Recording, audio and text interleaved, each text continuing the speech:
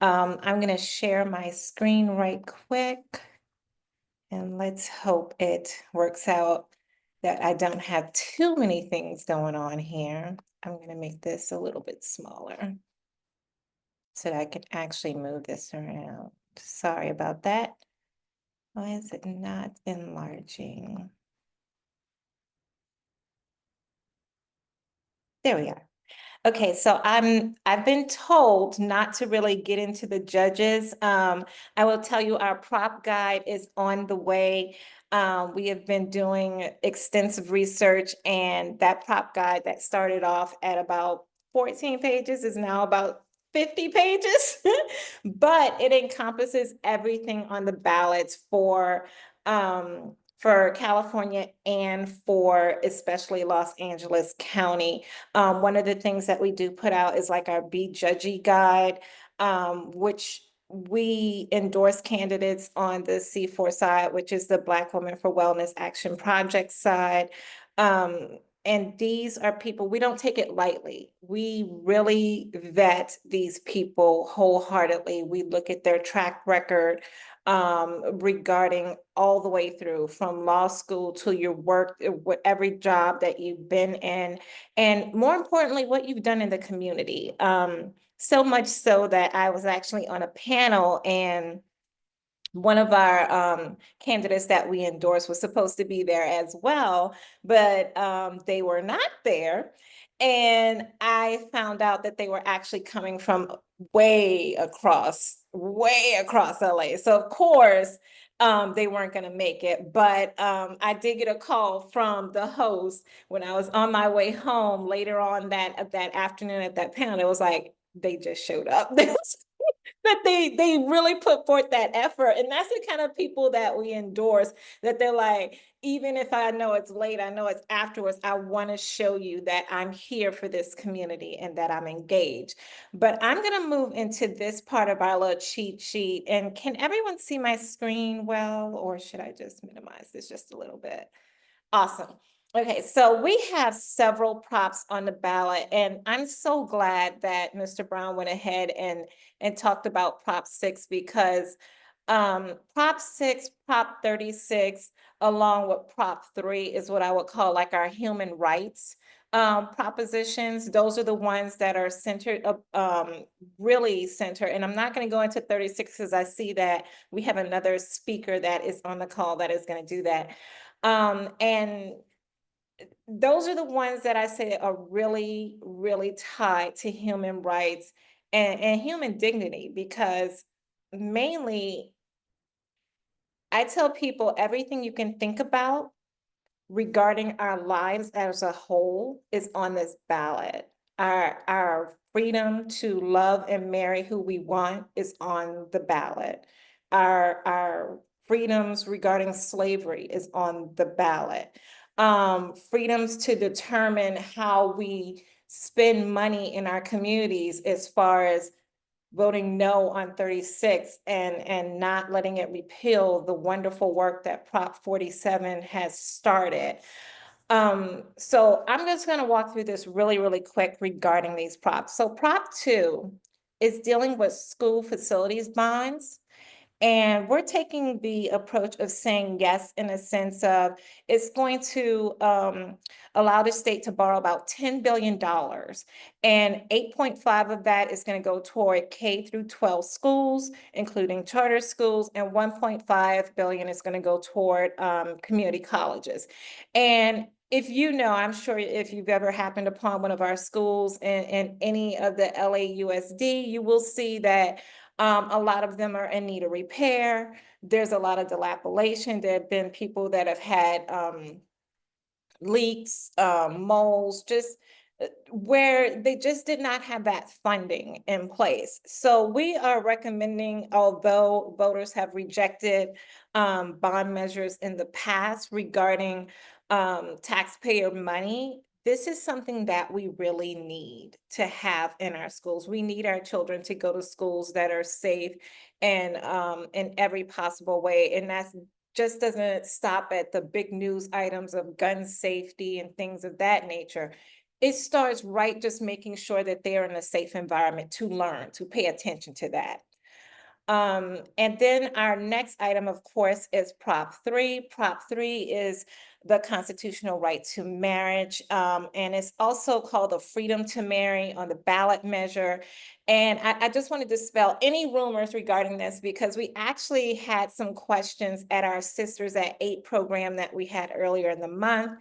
And all this does is just enshrine that language is similar to Prop 6. Change that language from being the right to marry from just man and woman to just your constitutional and fundamental right to marry. And that's whomever you choose to love and marry. The myths that I'm going to dispel really quick is that no, it does not allow people to marry someone who is under the age of consent. So no, none of that. We've had questions on that. No, it does not affect any heterosexual or different sex marriages in any way. It does not do that. It does not affect your benefits at work. It does not affect any of those things. We've had questions regarding that.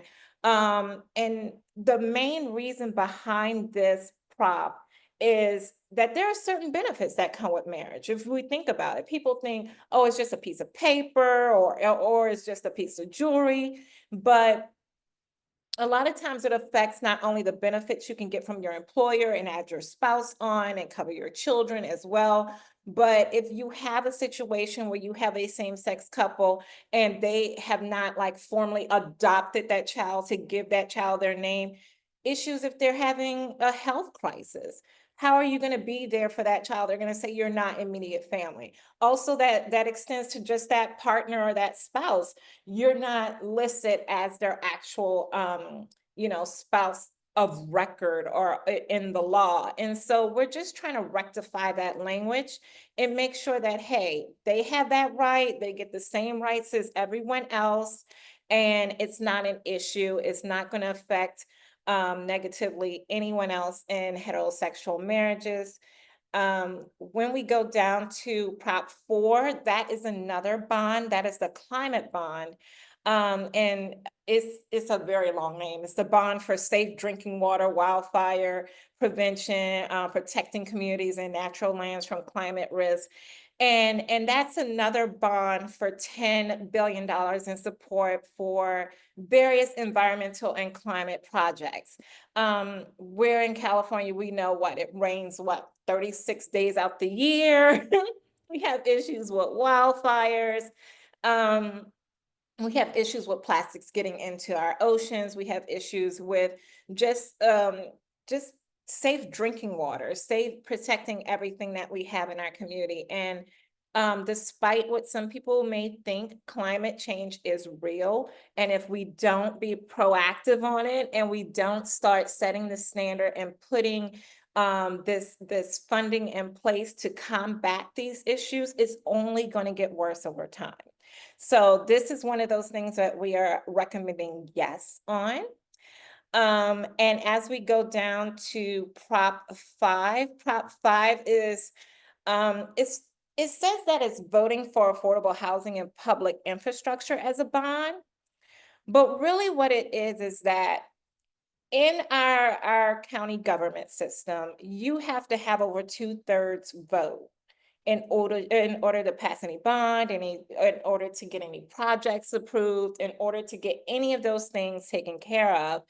And a lot of times, if you have a very contentious board or a city council, you can't get those things approved. And so these projects are held off. So there's no more affordable housing being built. There's no more construction taking place.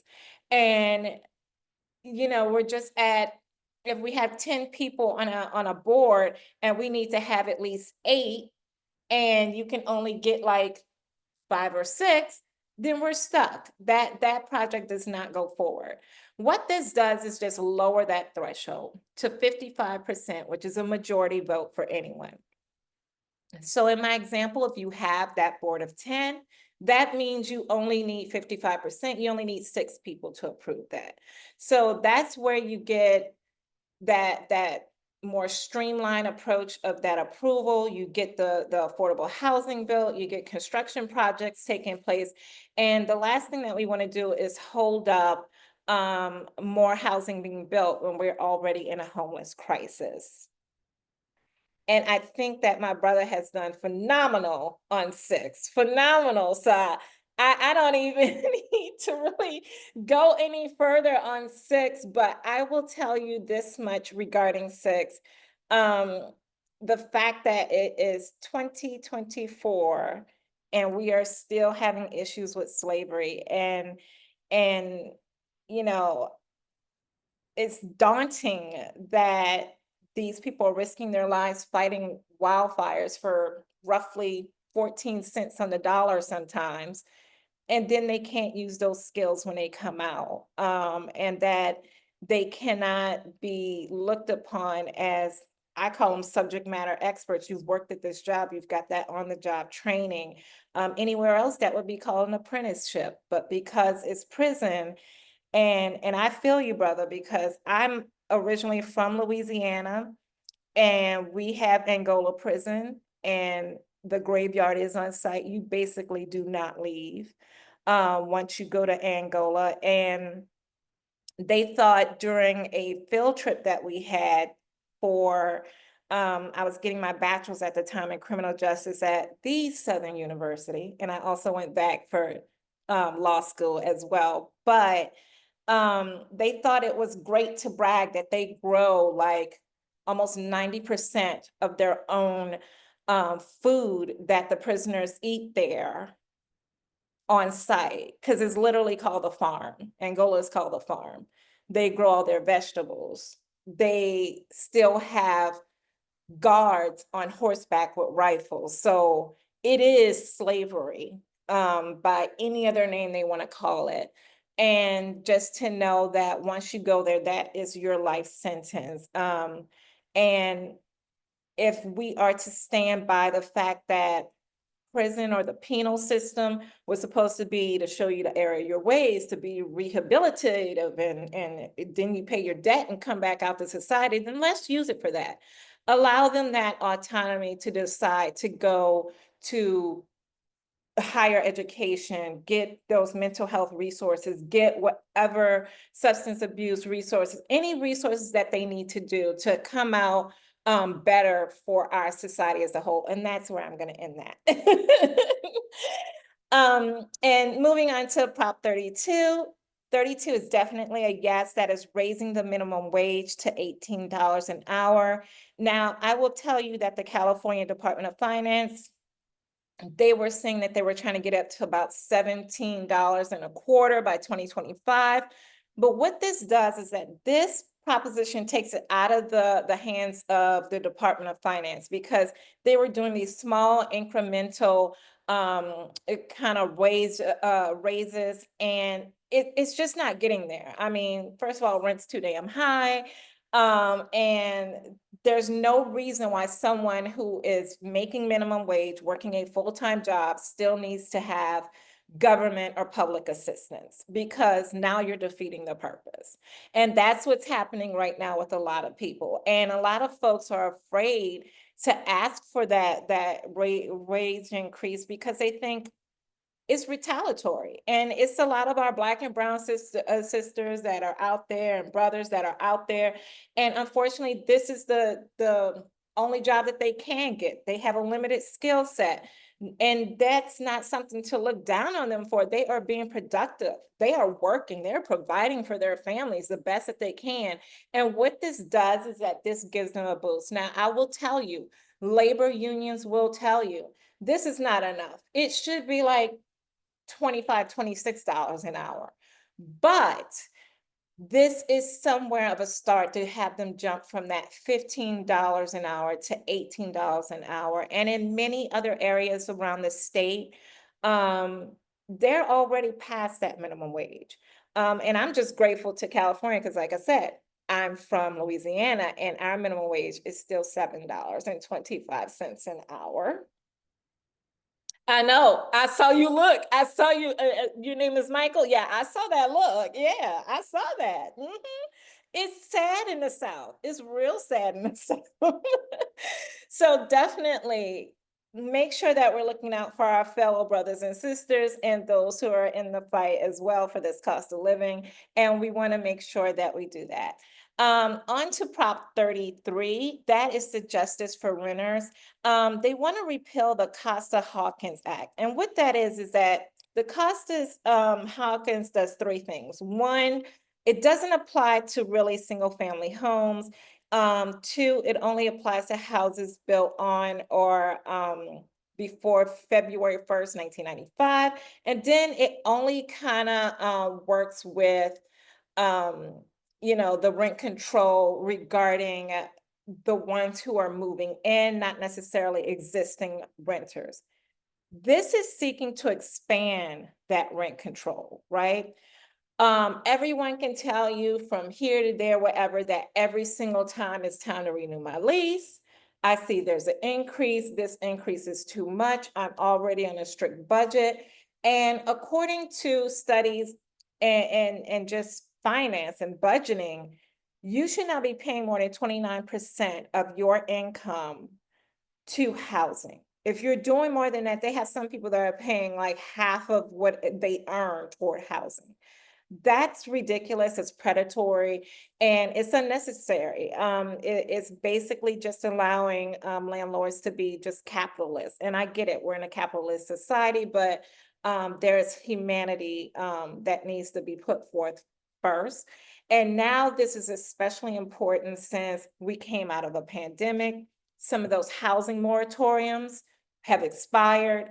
And now they're figuring, I've got to jack up this rent to recoup the money that I lost during the pandemic when some folks weren't paying rent because they either did not have it or they just could not without just going completely under. So this is going to expand that rent control and to say, hey, you still have to make those necessary repairs in the housing, and you have to make sure that someone has a roof over their head. And if we do not vote yes on this, this is going to be a situation where we're just contributing to the homeless crisis that's going on. And on to Prop 34. Prop 34 is funny. So Prop 34, I will tell you, it is not what it seems. It's billed as like a Medi-Cal RX program reform. That's not what it is. And I'm glad you're shaking your head and you know. What it is it's targeting one specific organization, and it happens to be a nonprofit organization. And if you look at nonprofits, we do a little bit of everything, right? We may start off in one area, and I will use the example of Black Women for Wellness. We may start off in that fight for reproductive justice, but then we holistically look at our community and look at our folks and realize there are a lot of things affecting them. What affects your reproductive justice? The environment you're in. Where are you at? So of course we got into the environmental justice fight. It's looking at, when you have those adverse maternal health outcomes because of implicit bias in healthcare. So of course we have to get into that fight. So this targeting on Prop 34 is towards one organization, which is a nonprofit, and it's aiming to say that if this is what you're into healthcare, you're into this one thing, then 98% of your budget and your funding has to go toward that thing. And I'm thinking that's not realistic in that. And I look at it from the standpoint as if you go after and target this one nonprofit, and of course, I'm glad Summer had brought up the difference between C3 and C4. Organizations C3, they can do just a small amount of any lobbying or election things. C4s, we really can run the gambit. We're allowed to lobby. We're allowed to give our recommendations on different propositions and measures. And although that organization is a C3, they do have some autonomy in what they can do regarding propositions, ballot measures, and lobbying, as long as they stay within a certain confines to not lose that tax exempt status. And by going after that one organization, should they allow it to advance, then every C3, every charitable organization, every nonprofit needs to be concerned, because then they're coming after the rest of us. So that's why we're saying vote no on that. And then, of course, there's Prop 35. Now, I will tell you, Prop 35, that's dealing with permanent funding for Medi-Cal. It is a very contentious one. We have sided with yes, and it was not an easy yes, in the sense that this prop and what we believe should never have been placed on the ballot for voters. And I'm going to tell you why. One, it kind of, I made the comment to Meron, who's on the phone. I made the comment that this is like the Hunger Games for healthcare. Because if we say yes to that permanent funding, we have where our governor has put into his budget that certain aspects, that funding can't be used for community healthcare workers. It can't be used for children on Medi-Cal. It can't be used for some nurses and health providers. And if people vote no, then yes, those people will get that funding, but only those people from the budget that he set forth, that he approved. And again, we're stuck in this same cycle of where Medi-Cal is not getting the full funding that it needs. And let me tell you where the problem comes in with that. Medi-Cal has been getting funding from the general fund. The general fund funds everything. So whatever's left goes to Medi-Cal. And if you've ever gone to your doctor, or you've ever been on Medi-Cal before, they only reimburse providers so much, and it's so small. And so there's a lot of providers that won't see Medi-Cal patients. And we want to make sure that our community has the access to some of the best providers for whatever they're facing, health-wise, or even just to remain healthy. And so we voted yes for that permanent funding, because now they're going to have access to a wider network of providers that's going to take their insurance. And if anyone ever had to look for a doctor before, searching to see who's in network, who's not in network, that's a hard task, and that's a lot to navigate. Not just for our community, but think about like our Latina or our indigenous communities. They have language barriers, and we already face implicit bias in healthcare. So just navigating with all of those barriers, we found that saying yes would help clear some of that up and help them have that access to that healthcare that they need.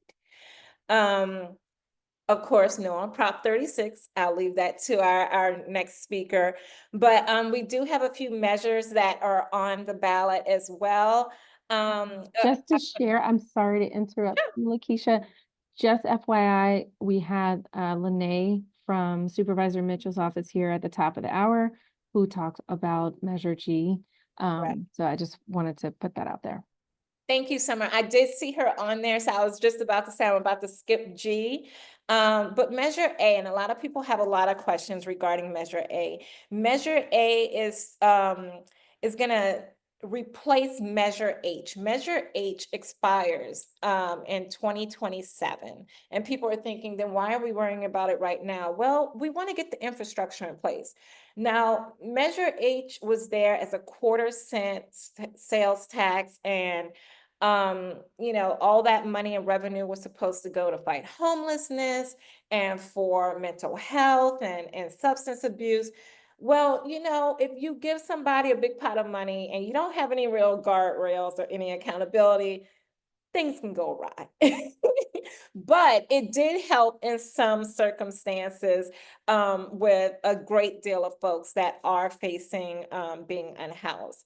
So, of course, when you see something, you put something out there and then you say, okay, Now I see what the issue is. Let's amend this. Let's make it better. Measure A is more of an amendment to Measure H. First of all, it's going to up the tax to a half cent. And before anyone goes there, we know about taxes and people get upset about taxes. I'm going to tell you where those taxes come from. It's not going to be any necessities. It's not going to be housing, gas, groceries, diapers, formula, anything with EBT, anything with SNAP.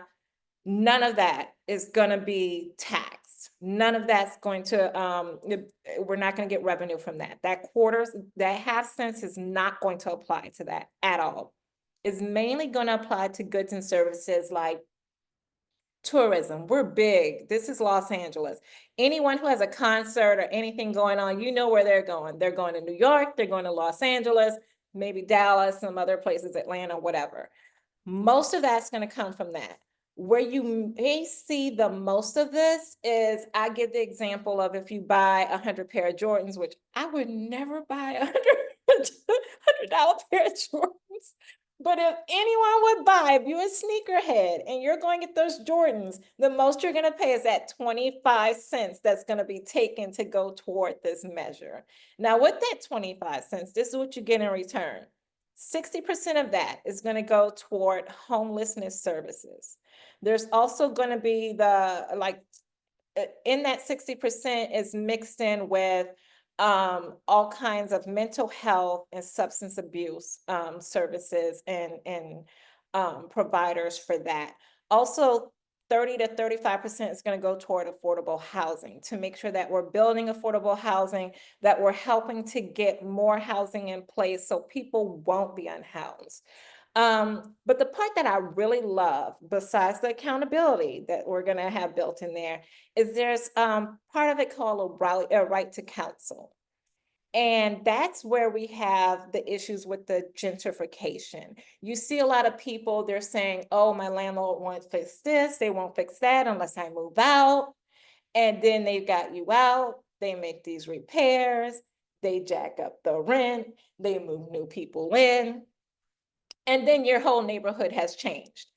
What it does is it kind of intercedes wherever that landlord is trying to evict someone. It intercedes for that person and says, hey, what's the problem here? Is it that they're not paying their rent, they're behind? Can we work this out? Can they get on a payment plan? Is it a situation where there's repairs that need to be done? How do we fix this where they can remain in the home, the repairs can get done, and we can continue on? Because we don't want to be one of those people that are adding to the unhoused situation. So I love that right to counsel piece where you just can't evict someone out, where you have someone actually fighting on your side, and it's for free. It's built in with that revenue. So that's something I really, really enjoy about that. I'm going to jump to our Los Angeles City Council. They have two measures, DD and LL, and they're basically the same thing, just DD focuses on the county, the districting with the county and drawing those county lines, and LL focuses on LAUSD regarding the school district lines. And what both of these measures do is they're going to put that power, that to redraw these lines for each of those districts into the hands of voters in the community. And especially under LL, it's going to allow teachers and students to have that input as well. By doing this, you take it out of the hands of those council members who have been redrawing districts to keep themselves in power, and put it into the hands of the people who actually matter, who lived within those areas, to make sure that they are drawn fairly and equitably, and that people have a say-so as to what's going on. Is anyone in San Francisco? Do I need to jump on this Prop O? Yes, no? Any takers? I don't think we are a California Black Women's STEM Club, but I don't think we have any representatives from anybody representing San Francisco. I'll just briefly say that it is known as the San Francisco Reproductive Freedoms Act, and it's just a proposal to declare that San Francisco their city policy is going to protect the rights of people to control their medical decisions and to ensure confidentiality regarding reproductive health and information, and to serve as a refuge for people seeking reproductive health care. So we are basically a sanctuary city, as what San Francisco is saying, dealing with all the abortion bans across the country. And I think that's it. I will open it for questions, comments, concerns, any follow-up. I am here for you. Well, first, I want to thank you so much for this comprehensive presentation about the propositions and things to consider that I hadn't considered. Um, so especially about Measure A, because Lene did touch on it, but you went into so much detail about it that I also learned several new things. I think Michael's hand is up, but I want to ask a favor because we are running behind and we have Shervin here and I want to make sure he has an opportunity to present. Anyone with questions, are you able to hold your questions until after his presentation? And then I'll open it up for any final questions, discussions about the last two presentations. Thank you, Michael. All right. Thank you so much, Lakisha. If you're able to hang on, I'm going to turn it I'm here over. for the duration, whatever you need. Awesome. Thank you. Shervin, welcome.